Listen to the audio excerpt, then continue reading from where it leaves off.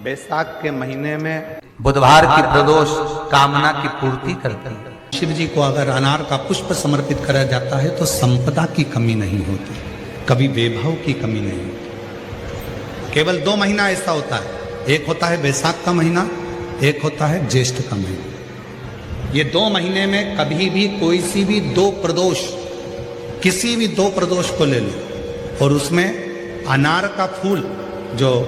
अनार का फल लगता है उसमें फूल भी लगता है, अनार का यदि पुष्प, एक ही पुष्प यदि शंकर के शिवलिंग को समर्पित करा जाए तो कभी, हम तो यहाँ तक कहेंगे कि कोई बहुत छोटे से छोटा व्यक्ति है, भले हाथ गाड़ी चला रहा है, ठेला गाड़ी चला रहा है, रिक्शा चला रहा है, उसके पास धन नहीं है, बहुत कमजोर है, पैसा नहीं है, बहुत तकलीफ में है, बहुत दुखी है, तो हम तो उससे कहेंगे कि या तो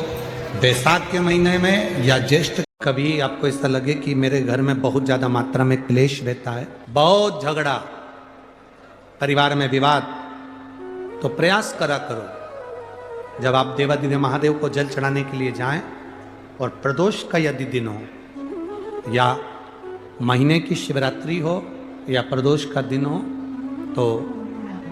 उंगली में ही भले एक उंगली में ही जरा सा शहद लगा कर ले जाओ और अशोक सुंदरी वाली जगह पर और शिवलिंग पर उस शहद को लगाकर जल चढ़ाने का प्रयास करो। आप दो प्रदोष या 2 महीने की शिवरात्रि अगर आपने कर ली, अपने आप आपके घर में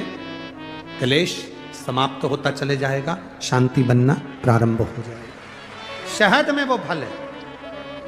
मधु में वो फल है। किसी व्यक्ति ने अपनी जिंदगी में एक नियम बना लिया कि मुझे प्रदोष के दिन बाबा देवादिदेव महादेव को एक कमल का पुष्प चढ़ाना। और कई मौसम ऐसा होता है कि उसमें कमल का पुष्प नहीं मिलता, तो कमल गट्टा बाजार में मिलता है, देखा है आप लोगों ने, काला कलर का होता है कमल गट्टा। एक कमल का गट्टा भी यदि देवादिदेव महादेव को, यदि कोई कितना भी दरिद्र है, कितना भी गरीब है, उसका कोई व्यापार नहीं, कोई व्यवसाय नहीं, कोई नौकरी नहीं, कोई चाकरी नहीं, कितना भी परिस्थिति से मारा हुआ व्यक्ति है, अगर उसने प्रदोष नियम बना लिया, प्रत्येक 12 महीने का मैं नियम लेता हूं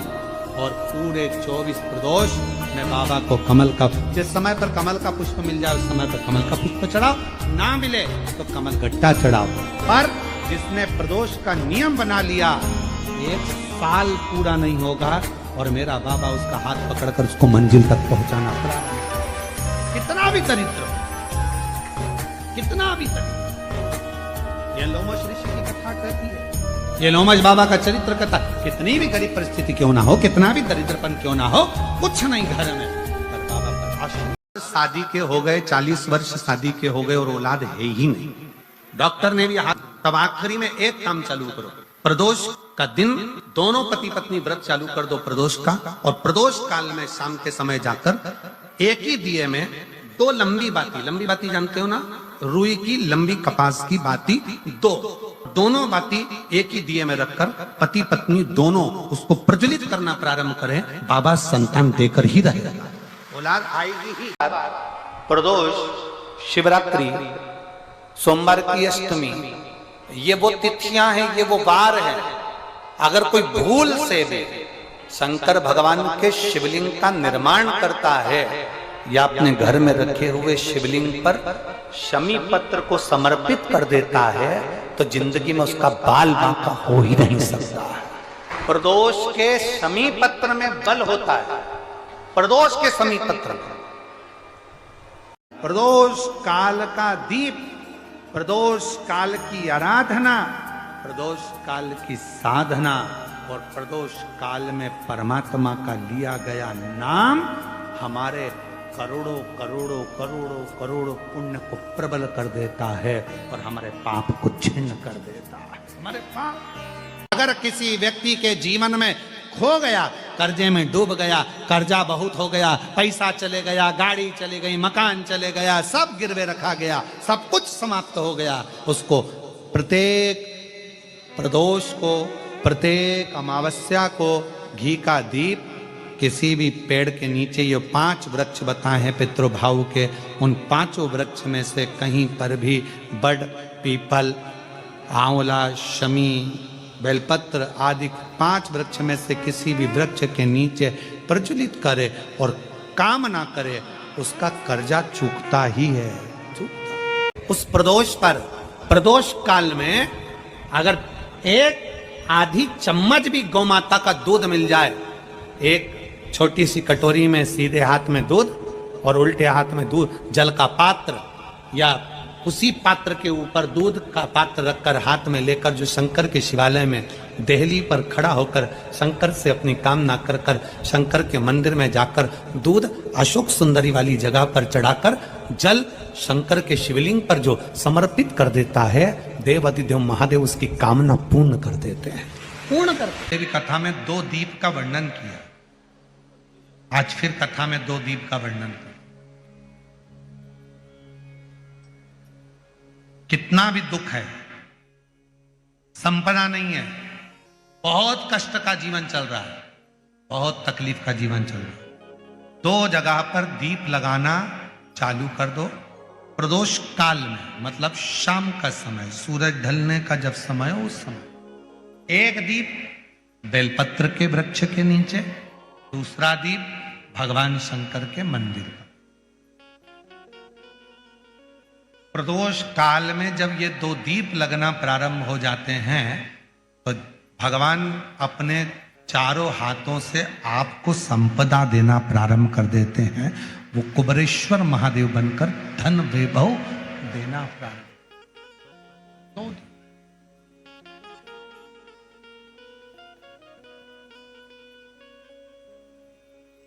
और दोनों दीप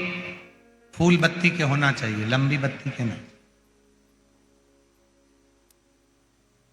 एक लंबी बत्ती होती है, एक गोल बत्ती होती है, फूल बत्ती, दोनों दीप फूल बत्ती। मां सती ने जब भगवान शंकर के लिए आराधना साधना करी थी और भगवान भोलेनाथ जी से वर प्राप्त करा था, तो माता सती ने भी ये साधना ऐसे ही करी और माता सती को शिव मिले थे। व्यापार करके देख लिया और घाटा ही घाटा हो रहा है, इसमें मुझे तरक्की नहीं मिल रही है, इसमें मुझे उन्नति नहीं मिल रही है, या कर्जा बढ़ रहा है, घट नहीं रहा, और बहुत कर्जा बढ़ रहा है, तब एक प्रयोग जरूर करिएगा। तब बन सके प्रदोष के दिन एक धतूरा भगवान शंकर के शिवलिंग के ऊपर रख दीजिए। जब तुम्हें लगे कि मैंने 2-3 व्यापार बदल कर देख लिए, चल नहीं रहे, या कर्जा बढ़ रहा है, घट नहीं रहा, तब एक धतूरा भगवान शंकर के ऊपर रख दीजिए। धतूरा रखने का एक नियम होता है। धतूरे की जो डंडी होती है, देखिए छोटी सी डंडी होती है धतूरे में, वो डंडी धतूरे की आप जहां बैठे हो उससे विपरीत होना चाहिए।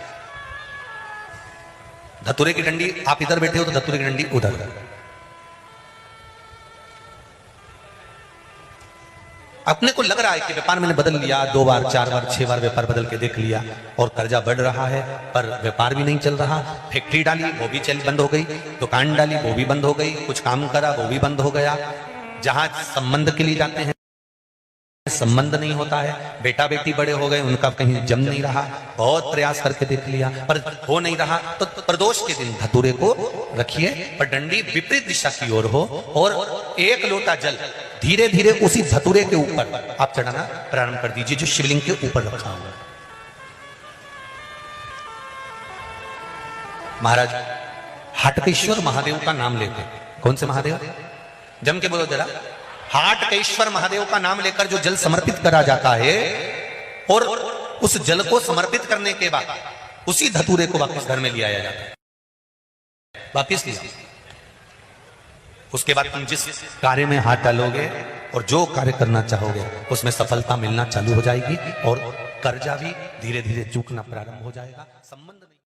प्रदोष के समय पर अगर मान लो कोई भिखारी से भिखारी व्यक्ति भी है जो ठेला चला रहा है, उसके पास में खाने के लिए कुछ नहीं है, फटे कपड़े पहन रहा है, उसकी जिंदगी में कुछ भी नहीं बचा और कर्जे में लदालूम हो गया, एक चावल का दाना अगर वो प्रदोष के दिन, प्रदोष काल में शाम के समय पर शंकर के शिवलिंग पर चढ़ा देता है तो 3 या 4 प्रदोष में उसका कर्जा चूकना प्रारंभ हो जाता है। प्रदोष का विधान है।